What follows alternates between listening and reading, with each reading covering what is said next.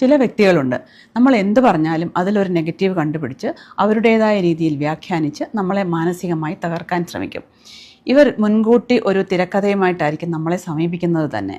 ആ തിരക്കഥ അവിടെ പ്ലേ ചെയ്യുന്നതിനാവശ്യമായ സംഭാഷണങ്ങളായിരിക്കും അവരുടെ ഭാഗത്തു നിന്ന് ഉണ്ടാവുക. How to deal them. ഇവരോട് വൈകാരികമായ അകലം പാലിക്കുക.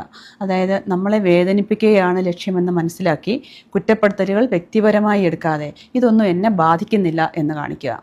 100% ശരി നമ്മുടെ ഭാഗത്താണെങ്കിൽ അനുചിതമായ വിമർശനങ്ങൾ വരുമ്പോൾ ഇതൊന്നും എനിക്ക് ഇഷ്ടപ്പെടുന്നില്ല എന്ന് ദൃഢമായി പറയുക. ഇവരോട് തർക്കിക്കാൻ നിൽക്കുന്നത് ബുദ്ധിയല്ല, ഇതിവരെ കൂടുതൽ പറയാൻ പ്രേരിപ്പിക്കും. ഇവരുടെ നിഷേധാത്മകത ഇവരുടെ തന്നെ മനസ്സിലെ അസ്വസ്ഥതകളിൽ നിന്ന് വരുന്നതാണെന്ന് മനസ്സിലാക്കി കഴിയുന്നെങ്കിൽ ഇവരുമായുള്ള സമ്പർക്കം നിയന്ത്രിച്ച് ആത്മവിശ്വാസത്തോടെ മുന്നോട്ട് പോകാം. ഇങ്ങനെയുള്ളവരുടെ നെഗറ്റിവിറ്റി കേട്ട് നിങ്ങളുടെ മനസ്സമാധാനം കളയരുത്.